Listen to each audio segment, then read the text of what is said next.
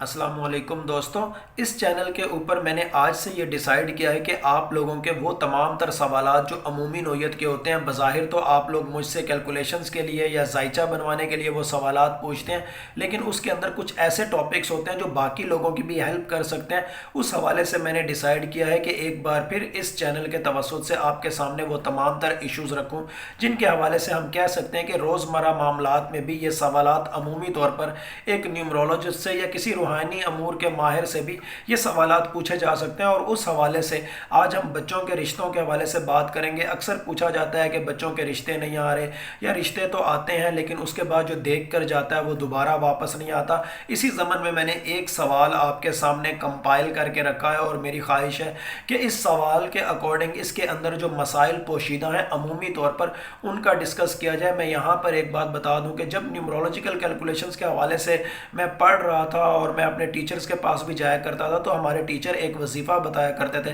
کہ اگر کسی بچے کا رشتہ نہیں آ رہا تو اس بچے کو ہر نماز کے بعد 100 دفعہ یعنی ایک تسبیح یا لطیف یا ودود کی کرنی چاہیے۔ انشاءاللہ ایک ہفتے کے اندر اس کا رشتہ آ جائے گا اور بہت آئیڈیالائز رشتہ آئے گا۔ لیکن بعض معاملات میں صرف وظیفہ کام نہیں کر رہا ہوتا، اور بھی بہت زیادہ فیکٹرز ہوتے ہیں۔ فار ایگزامپل یہ جو سوال میں آپ کے سامنے اسکرین پر شیئر کر رہا ہوں، اس کے اندر میں نے اخلاقیات کے دائرے میں رہتے ہوئے ان لوگوں کے نام چینج کر دیے، لیکن شہروں کے نام تقریباً وہی ہیں اور تاریخ پیدائش بھی تقریباً وہی ہے۔ اور اس حوالے سے ہی میں آپ کے سامنے آج تمام تر لوازمات وہ رکھوں گا جن کی وجہ سے ہم کہہ سکتے ہیں کہ رشتہ آنے میں یا پھر رشتہ دیکھ کے جو جاتا ہے وہ واپس کیوں نہیں آتا۔ سب سے پہلے اگر اس سوال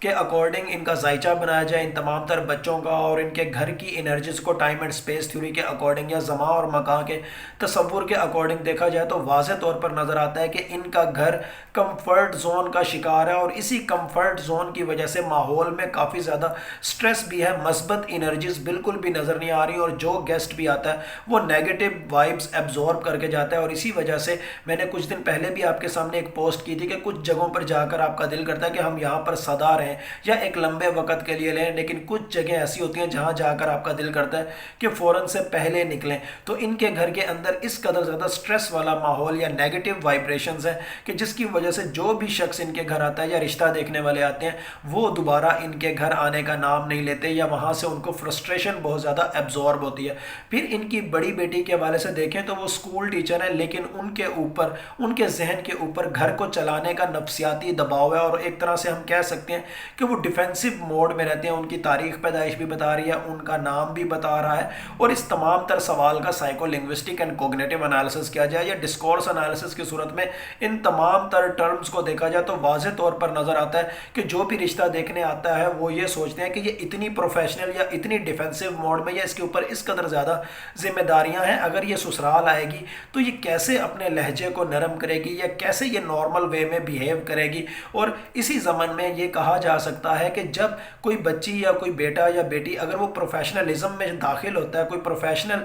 کیریئر وہ اڈاپٹ کرتا ہے، تو کم از کم جو اپنا ڈیفینسو موڈ ہے کم از کم اس کو گھر کی دہلیز سے باہر رکھنا چاہیے، تاکہ کوئی رشتے والا اگر آئے تو اس کے اوپر آپ کا نفسیاتی دباؤ ہائی لائٹ نہ ہو، آپ کا نفسیاتی دباؤ ایگزیبٹ نہ ہو، تاکہ وہ کچھ نیگیٹو سوچنے کی بجائے کچھ پازیٹیو انرجیز لے کر جائے۔ آپ کے چہرے سے چارمنگ کھلی ہوئی ہونی چاہیے، اور اسی وجہ سے ہم یہ بھی کہتے ہیں کہ نیومرولوجی کا تعلق کہیں نہ کہیں سائیکالوجی اور اینتھروپولوجی سے ہے، اور نیومرولوجی سائیکو اینتھروپولوجی کی ہی مشترکہ برانچ ہے، کیونکہ اس میں سائیکالوجی اور اینتھروپولوجی کو بھی برابر کے لیول پر دیکھا جاتا ہے۔ 1 سے لے کر 9 تک کے نمبر میں سائیکالوجی بھی چھپی ہوتی ہے اور اینتھروپولوجی بھی چھپی ہوتی ہے، اور اسی کے نتیجے میں ہم مستقبل بینی بھی کرتے ہیں۔ پھر اس کے ساتھ ساتھ انہوں نے ایک اور ذکر کیا کہ ان کی دوسری بیٹی حافظہ بھی ہے، عالمہ بھی ہے، وہ قرآن پاک حفظ بھی کرتی ہے، جو کہ بہت عظیم عمل ہے، برکات والا عمل ہے۔ لیکن یہاں پر ایک چیز یاد رکھیں کہ روحانیت تب اثر دکھاتی ہے جب اس کے اندر شکوے اور شکایتیں نہ ہوں۔ اگر ہم ایک جانب نماز پڑھ رہے ہیں اور دوسری جانب ہماری زبان پر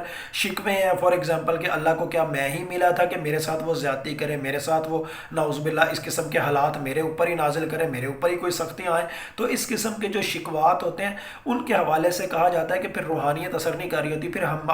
اپنے اوپر نازل ہونے والی تمام تر جو برکات ہیں وہ کہیں نہ کہیں ضائع کر رہے ہوتے ہیں۔ اور اسی ضمن میں کہیں نہ کہیں ان کی دوسری بیٹی اور اس کی وجہ سے پورے گھر کے اندر ایک سینس آف ڈیپریویشن پائی جاتی ہوئی نظر آ رہی ہے، کہ جس میں ایک عالمہ ایک حافظہ ہونے کے باوجود بھی اگر کہیں سینس آف ڈیپریویشن ہے تو اس کی وجہ سے نیگیٹو انرجیز اس گھر گھر پہ بہت زیادہ حاوی ہو رہی ہیں، یا نیگیٹو وائبز اس گھر میں بہت زیادہ ہیں، یا سٹریس والا انوائرمنٹ اس گھر کے اندر بہت زیادہ ہے. پھر ان خاتون کا اپنا جو یہ خاتون ہے انہوں نے اپنے شوہر کی بیماری کے حوالے سے جتنی بھی باتیں کی اس کی وجہ سے بھی گھر کے ماحول میں سٹریس جنریٹ ہوتا ہوا نظر آ رہا ہے. ایک سائیکولوجیکل سٹریس ہے. اور اس حوالے سے ایک وظیفہ بھی میں آپ کو یہاں پر بتا دیتا ہوں کہ سورہ طٰہٰ کی آیت نمبر 130 اور 131 گھر کے ماحول کو بہت زیادہ باعث برکت بنا دیتی ہے. ڈیلی 100 دفعہ پڑھ کر اگر گھر کے ارد گرد گھر کے اوپر دائیں بائیں چاروں کونوں میں اگر پھونک مار دی جائے یا پانی پر دم کر کے چھٹے مار دیے جائیں تو گھر کے اندر سے سائیکولوجیکل سٹریس کافی حد تک انڈرمائن ہو جاتا ہے. پھر اگر ان کے گھر کی انرجیز کو دیکھا جائے ٹائم اینڈ اسپیس تھیوری کے اکارڈنگ یا زمان اور مکان کے تصور کے اکارڈنگ تو احمد پور شرقیہ کے جس علاقے میں یہ خاتون رہتی ہیں وہ علاقہ بھی ان کو سوٹ نہیں کرتا. اور گھر کے اندر کیونکہ سائیکولوجیکل سٹریس ہے اور یہاں پر اگر میں یہ کہوں کہ ان کو گھر چینج کر لینا چاہیے تو پہلی آپشن تو یہی ہے. لیکن چونکہ میری کیلکولیشنز یہ بتا رہی ہیں کہ یہ گھر چینج نہیں کر سکتی تو سب سے آخری جو آپشن ہوتی ہے ٹائم اینڈ اسپیس تھیوری کے اکارڈنگ یا زمان اور مکان کے تصور کے اکارڈنگ کہ گھر کے فرنیچر کو ہر دوسرے مہینے ری شفل کرنا چاہیے. اگر بیڈ دائیں سائڈ پر ہے تو 2 مہینے بعد وہ بائیں سائڈ پر ہو جائے. آپ کے دراز اگر ایک سائڈ پر ہے تو وہ دوسری سائڈ پہ ہو جائیں. اگر آپ کا شیشہ آپ کی ڈریسنگ ٹیبل ایک سائڈ پر ہے تو وہ دوسری سائڈ پر ہو جائے تاکہ ان چیزوں کی انرجیز کے بقدر آپ کے اندر آپ کے مائنڈ میں بھی پازیٹیو میسیجز آئیں, کچھ آپ کی بھی ڈائریکشنز چینج ہو. اور یہ بالکل اسی طرح کار فرما ہوتی ہے جس طرح آپ کسی بینک میں جاتے ہیں, سپر سٹور میں جاتے ہیں, ہر 2 مہینے کے بعد بینکس کی یا سپر سٹورز کی سیٹنگ چینج ہو رہی ہوتی ہے. کبھی ریکس ادھر, کبھی ٹیبل کرسیاں اس سائڈ پہ, کبھی اس سائڈ پہ. تو یہ انرجیز جب چیزوں کی چینج ہوتی ہیں تو اس سے آپ کے مائنڈ کو پازیٹیو میسج ملتا ہے, آپ کا تھنکنگ کا پیرامیٹر چینج ہوتا ہے. اور اسی وجہ سے کہا جاتا ہے کہ اگر آپ پارک میں بھی واک کرنے جائیں, اگر آپ دائیں سائڈ پر اگر آپ روز چکر لگاتے ہیں تو کبھی بائیں سائڈ سے بھی چکر لگا کر دیکھیں, آپ کو نئی انرجیز ملتی ہیں, آپ کے اندر نئے سوچنے کی صلاحیت پیدا ہوتی ہے. اس کے ساتھ ساتھ جہاں پر ایسا نظر آتا ہے کہ جہاں پر رشتہ دیکھنے کے لیے آنے والے مہمان بیٹھتے ہیں وہاں پر تازہ ہوا کی گزرگاہ نہیں ہے ان کے گھر, تو ان کے گھر میں تازہ ہوا کی گزرگاہ بھی ہونی چاہیے. اس کے ساتھ ساتھ کچھ اور سائیکولوجیکل فیکٹرز بھی ہیں جو ان کے میسج کا ڈسکورس انالیسس کرنے کی صورت میں اور ان کے میسج کے اندر جو الفاظ کے چناؤ ہیں ان کا جائزہ لینے کی صورت میں بھی نظر آ رہے ہیں. اور وہ یہ کہ ان کو اعلیٰ معیار کے رشتوں کا انتظار تو ہے, لیکن یہ جب اپنے شوہر کے حوالے سے اپنی پریشانیاں ذکر کرتی ہیں یا اپنی بیٹیوں کے حوالے سے اپنی پریشانیاں ذکر کرتی ہیں تو جو گھر میں مہمان آئے ہوتے ہیں وہ بہت زیادہ سائیکولوجیکل سٹریس کا شکار ہو جاتے ہیں کہ ابھی سے ان کی یہ پریشانیاں ہیں, ابھی سے یہ نفسیاتی طور پر اس قدر زیادہ سٹریس کا شکار ہیں, تو آنے والے دنوں میں کیا ہوگا. اور یہاں پر ان کی اپنی سائیکولوجیکل ایک ریمیڈی ان کو کرنی چاہیے اور وہ صرف اور صرف یہ ہے کہ ان کو خوش اخلاق بن کے دکھانا چاہیے, چہرے کھلے ہوئے ہوں. اور یہ چیز کوئی سائیکولوجسٹ یا کوئی نیورولوجسٹ نہیں کر سکتا, یہ انسان نے خود کوشش کرنی ہوتی ہے. اور پھر ان کے گھر جو نیگیٹو انرجیز جو ان کے اپنے سینس آف ڈیپریویشن کی وجہ سے یا سائیکولوجیکل سٹریس کی وجہ سے, اس کا ایک حل سورہ بقرہ کے اندر بھی ہے کہ سورہ بقرہ کو چاہے خود ریسائٹ کریں چاہے آڈیو پلے کی صورت میں اگر روزانہ گھر کے اندر چلائیں تو گھر کے اندر سے نیگیٹو انرجیز انڈرمائن ہوتی ہیں اور گھر کے اندر سے بھاری پن بھی کافی حد تک غائب ہوتا ہے. پھر ان کے چہروں پر جو پریشانی, جو غصہ وہ اپنی جگہ تھکاوٹ کی وجہ سے یا کچھ فائنینشیل سٹریس کی وجہ سے غصہ یا پریشانی اپنی جگہ, لیکن جب کوئی مہمان آتا ہے کم از کم اس کو پولائٹ ہو کے دکھانا چاہیے, اس کو اخلاقی حوالے سے لہجے میں نرمی رکھ کے دکھانی چاہیے. اس کے ساتھ ساتھ ایک اور چیز ٹائم اینڈ اسپیس تھیوری کے اکارڈنگ یا زمان اور مکان کے تصور کے بقدر نظر آ رہی ہے کہ ان کے گھر میں ٹوٹی ہوئی چیزیں بہت زیادہ پڑی ہوئی ہیں. اور جب کوئی گیسٹ آتا ہے تو اس کی نظر ٹوٹی پھوٹی چیزوں پر یا کاڑ کباڑ پر یا کم از کم صفائی والا پہلو